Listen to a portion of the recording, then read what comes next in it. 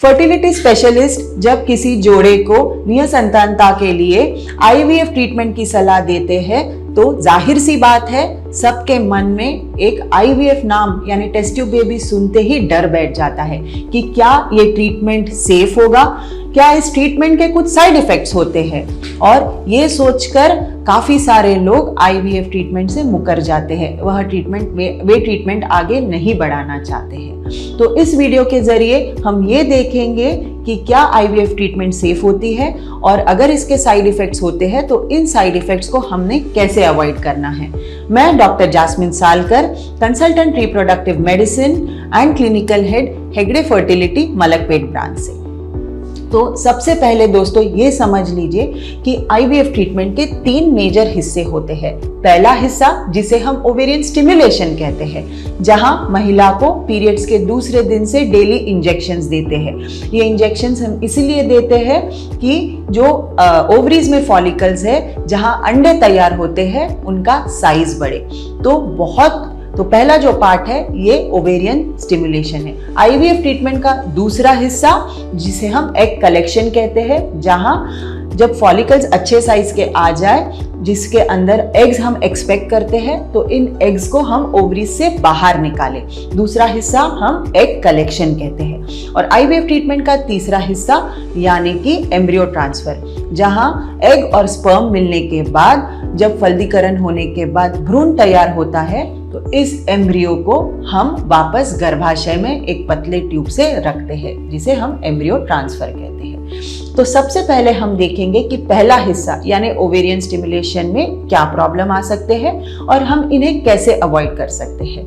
बहुत लोगों को इंजेक्शन बोलते साथ ही डर बैठ जाता है मन में, लेकिन ये जो आईवीएफ के इंजेक्शंस होते हैं, जो गोनाडोट्रोपिन इंजेक्शंस होते हैं, ये इंजेक्शंस बिल्कुल भी पूरी तरह सेफ होते हैं, यानी इनके मेजर और माइनर, लॉन्ग टर्म या शॉर्ट टर्म कोई भी साइड इफेक्ट्स नहीं होते। और ये इंजेक्शंस जो है एक इंसुलिन सिरिंज जैसे पतले नीडल से दिए जाते हैं, जिसकी वजह से इन इंजेक्शंस का पेन भी नहीं होता या लोकल स्किन पर कोई रेडनेस होना, सूजन आना, ऐसा भी नहीं होता। तो ये आईवीएफ के इंजेक्शन पूरी तरह सेफ होते हैं। हाँ, कुछ लोग यानी कि 1 और 2% में कुछ एलर्जिक रिएक्शंस हो सकते हैं, स्किन रैशेस हो सकते हैं, लेकिन ये बिल्कुल 1 to 2% लोगों में हो सकता है। और दोस्तों ये रिएक्शंस, एलर्जी किसी भी तरह की दवाई से, सादा पैरासीटामोल से भी हो सकता है। तो ये तो हर इसका एक हिस्सा रहेगा, बट मेजॉरिटी 99% में ऐसा कुछ भी पाया नहीं जाता। तो आईवीएफ के इंजेक्शंस पूरी तरह सेफ होते हैं। दूसरी बात, ये इंजेक्शंस जो है 8 से 10 दिनों तक लेने होते हैं। तो ये 8 से 10 दिनों में इसका एक स्पेसिफिक टाइम होता है, वो टाइम पर आकर इंजेक्शन लेने से रिस्पॉन्स भी सही होता है। तो हम पुअर रिस्पॉन्स के चांसेस भी, अगर इंजेक्शंस प्रतिदिन टाइम पर लिए, तो वो चांसेस भी अवॉइड कर सकते हैं। तीसरी बात, इन इंजेक्शंस द्वारा कुछ महिलाओं में जिनको पीसीओएस होता है या जो कम उम्र की महिलाओं के लिए आईवीएफ किया जाता है, ऐसे सिचुएशन में ज्यादा फॉलिकल्स तैयार होने के चांसेस होते हैं।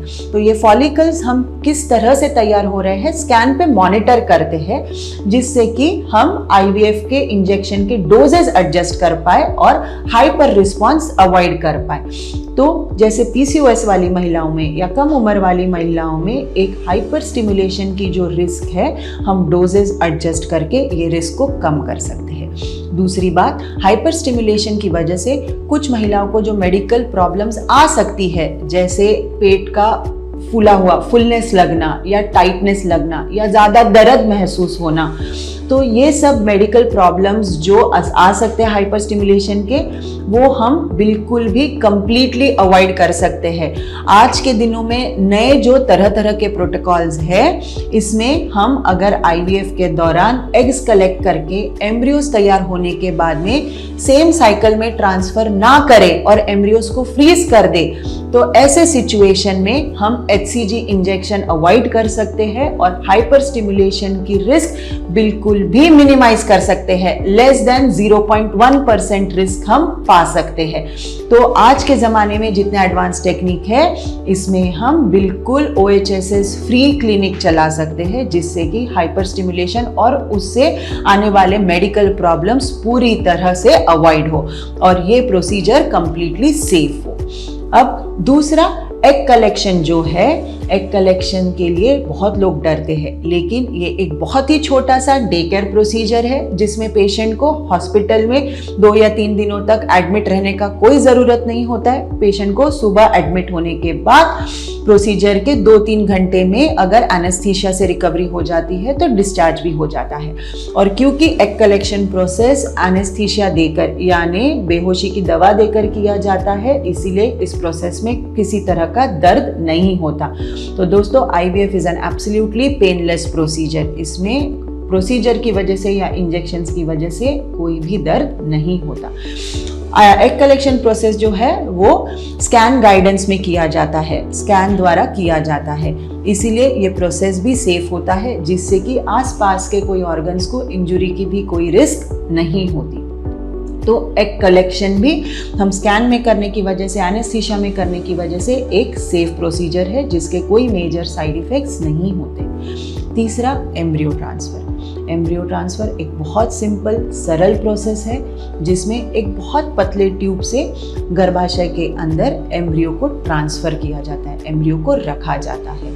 इस प्रोसीजर में बिल्कुल एनेस्थीसिया का भी ज़रूरत नहीं होता है। यह एक बहुत ही सिंपल IUI प्रोसेस जैसा होता है और जितना स्मूथली एम्ब्रियो ट्रांसफ़र हो, उतना सक्सेस के चांसेस भी बेटर होते हैं। तो एम्ब्रियो ट्रांसफ़र से भी डरने की कोई भी बात नहीं होती है। इस तरह से IVF एक कम्प्लीटली सेफ प्रोसीजर है और इसके जो मिनिमल साइड इफ़ेक्ट्स या रिस्क पाए जाते हैं, वो भी हम कुछ प्रिकॉशंस लेने से कम्प्लीटली अवॉइड कर सकते हैं। तो आपको IVF से डरकर ट्रीटमेंट रोकने की कोई भी ज़रूरत नहीं है।